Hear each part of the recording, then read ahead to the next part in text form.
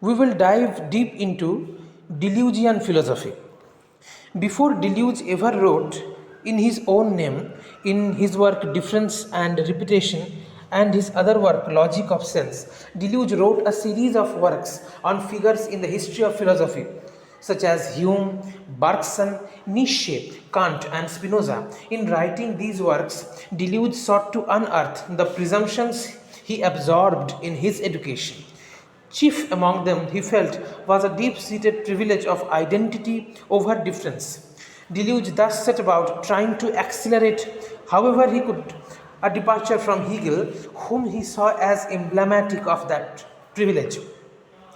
Deleuze attacks Hegel and others in what we can call, though Deleuze did not, the identitarian tradition, first of all, by means of a radicalized reading of Kant, whose genius, as Deleuze explains in Kant's Critical Philosophy, 1963, was to have conceived of a purely immanent critique of reason, a critique that did not seek errors of reason produced by external causes, but rather illusions that arise from within reason itself by the illegitimate transcendent uses of the synthesis of consciousness. Deleuze characterized his own work as a philosophy of immanence, arguing that Kant himself had failed to realize fully the ambitions of his critique for at least two reasons. First, the failure to pursue a fully immanent critique, and second, the failure to propose a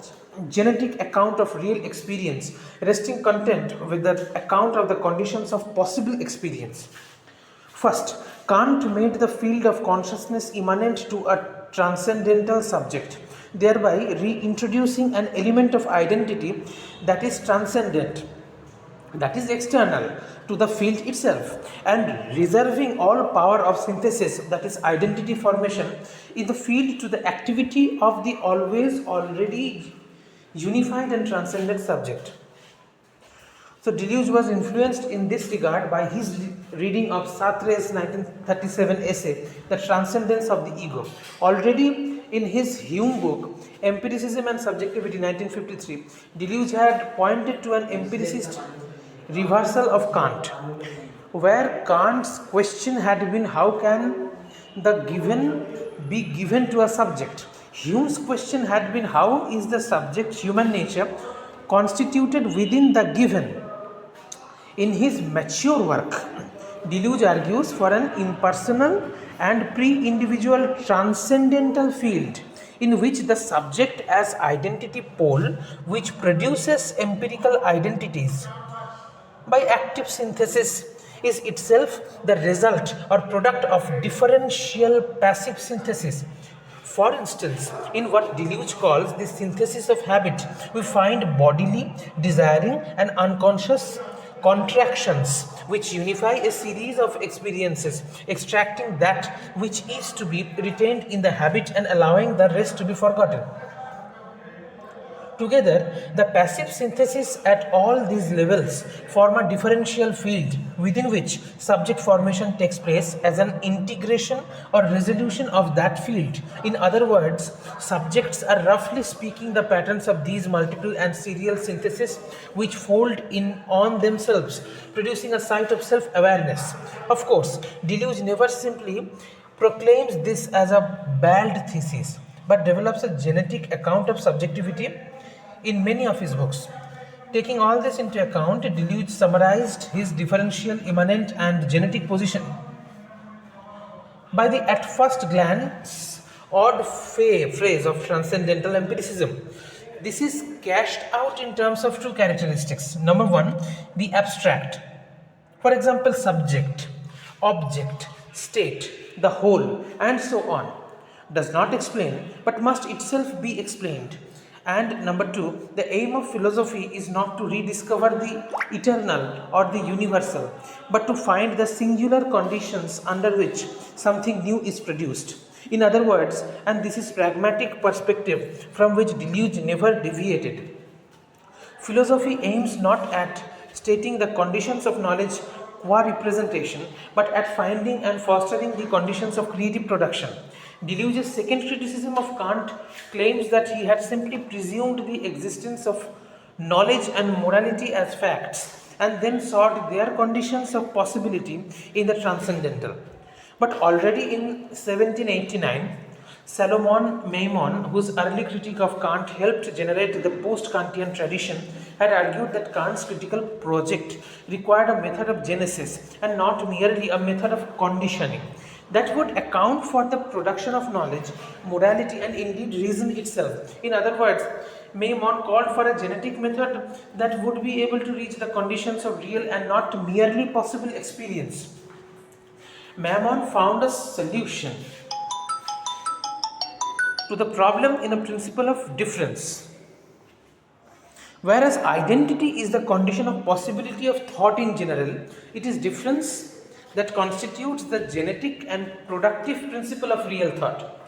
These two Maimonian exigencies, the search for the genetic conditions of real experience and the positing of a principle of difference, appear in almost every one of Deleuze's early monographs. Nietzsche and Philosophy, 1962, for instance, suggests that Nietzsche completed an inverted Kantianism by bringing critique to bear not simply on false claims to knowledge or morality, but on true knowledge and true morality, and indeed on truth itself. Genealogy constituted Nietzsche's genetic method, and the will to power was his principle of difference.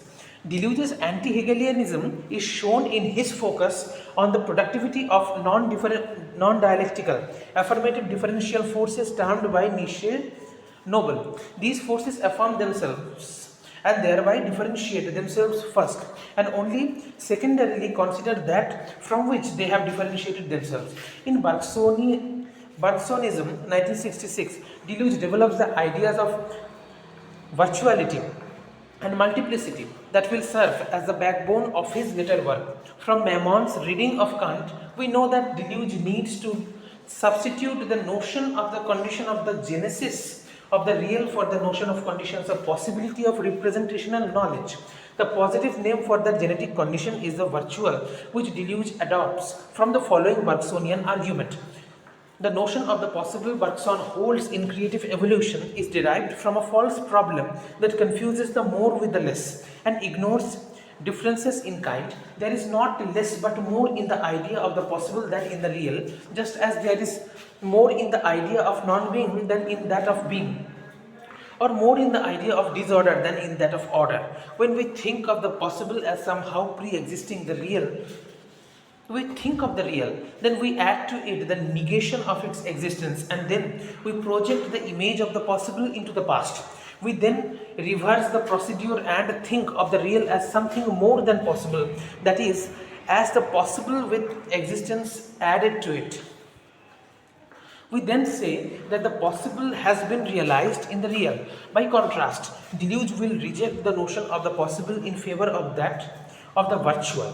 Rather than awaiting realization, the virtual is fully real. What happens in Genesis is that the virtual is actualized. The fundamental characteristic of the virtual, that which means it must be actualized rather than realized, is its differential makeup. Deleuze always held the critical axiom that the ground cannot resemble that which it grounds. He constantly critiques the tracing operation by which identities in real experience are said to be conditioned by identities in the transcendental. For instance, Deleuze criticizes Kant for copying the transcendental field in the image of the empirical field. That is, empirical experience is personal, identitarian, and centripetal. There is a central focus, the subject in which all our experiences are tagged as belonging to us. Kant says this empirical identity is only possible if we can posit the transcendental unity of appreciation, that is, the possibility of adding I think to all our judgments. Instead of this smuggled in or traced identity, Deleuze will want to have the transcendental field be differential. Deleuze still wants to work back from experience, but since the condition cannot resemble that conditioned, And since the empirical is personal and individuated, the transcendental must be impersonal and pre-individual. The virtual is the condition of real experience, but it has no identity. Identities of the subject and the object are products of processes that resolve, integrate, or actualize. The three terms are synonymous for deluge, a differential field. The Deleuzian virtual is thus not the condition of possibility of any rational experience, but the condition of genesis of real experience. As we have seen, the virtual as genetic ground of the actual cannot resemble that which it grounds. Thus, if we are confronted with actual identities in experience, then the virtual ground of those identities must be purely differential. Deleuze adopts multiplicity from Bergson as the name for such a purely differential field. In this usage, Deleuze later clarifies multiplicity designates the multiple as a substantive rather than a predicate. The multiple as predicate generates a set of philosophical problems under the rubric of the one and the many. A thing is one or multiple, one and multiple, and so on. With multiplicity or the multiple as substantive, the question of the relation between the predicates one/multiple is replaced by the question of distinguishing types of multiplicities. As with Bergson's distinction of qualitative and quantitative multiplicities in time and free will, a typological difference between substantive multiplicities, in short, is substituted for the dialectical opposition of the one and the multiple. In sum, then, against the major post-Kantian tradition of Fichte, Schelling and Hegel, Deleuze in effect posited his own minor post-Kantian trio of Maimon, Nietzsche and Bergson. To these he added a trio of pre-Kantian Spinoza, Leibniz and Hume, but read through a post-Kantian lens. We have already touched on Deleuze's reading of Hume. Let us now turn to Spinoza, for whom Deleuze's admiration was seemingly limitless. For Deleuze, Spinoza was the prince or even the Christ of philosophers. There are many Spinozist inheritances in Deleuze, but one of the most important is certainly the notion of university in ontology. University as opposed to its great rivals, equivocity and analogy, is the key to developing a philosophy of difference. Deleuze's term for his project in Difference and Repetition, in which difference would no longer be subordinated to identity. The result is a Spinozism minus substance, a purely model of or differential universe. In university, as Deleuze reads Spinoza, being is said in a single sense of all of which it is said, but it is said of difference itself. What is that difference? Difference is difference in degrees of power. In interpreting this term, we must distinguish the two French words, puissance and pouvoir.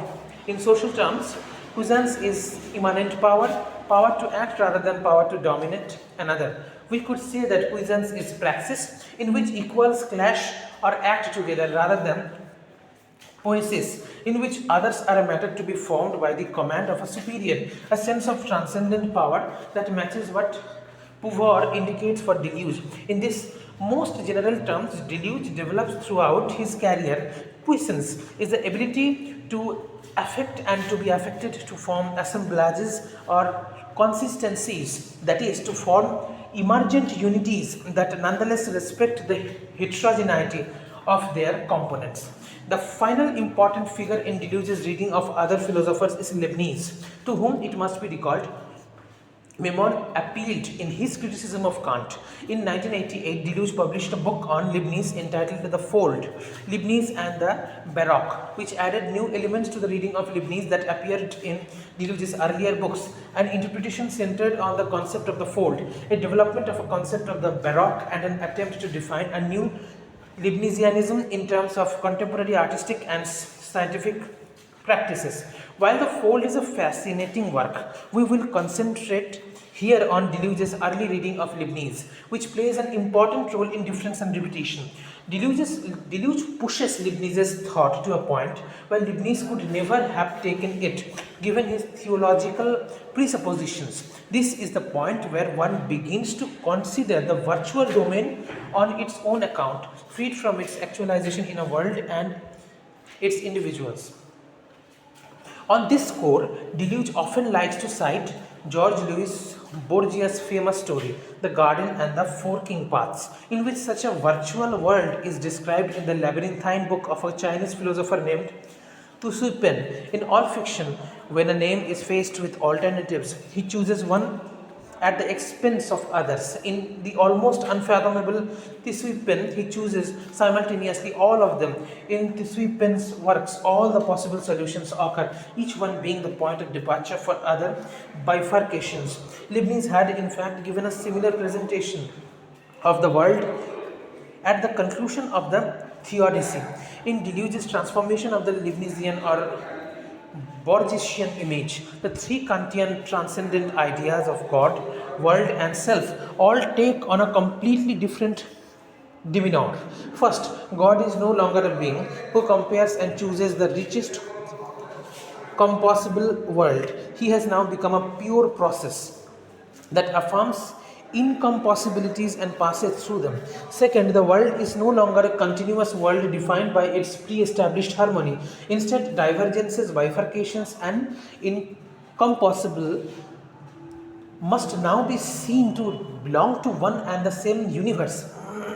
A chaotic universe in which divergent series trace endlessly bifurcating paths and give rise to violent discords and dissonances that are never resolved into a harmonic tonality. A chiasmos, as Deleuze puts it, borrowing a word from Joyce, and no longer a world. In contrast, Leibniz could only save the harmony of this world by relegating discordances and disharmonies to other possible worlds. This was his theological slate of hand. Third, selves or individuals, rather than being closed upon the compossible and convergent world they express from within, are now torn open and kept open through the divergent series and incompossible ensembles that continually pull them outside themselves. The monadic subject, as Deleuze puts it, becomes a nomadic subject. In other words, if Deleuze is Leibnizian, it is only by eliminating the idea of a God who chooses the best of all possible worlds with its pre-established harmony and well-established selves. In Deleuze, incompossibilities and dissonances belong to one and the same world, the only world, our world, but they belong to our world as its virtual register. Developing the thought of the virtual is one of the great challenges of Deleuze's masterpiece, difference and repetition, to which we now turn.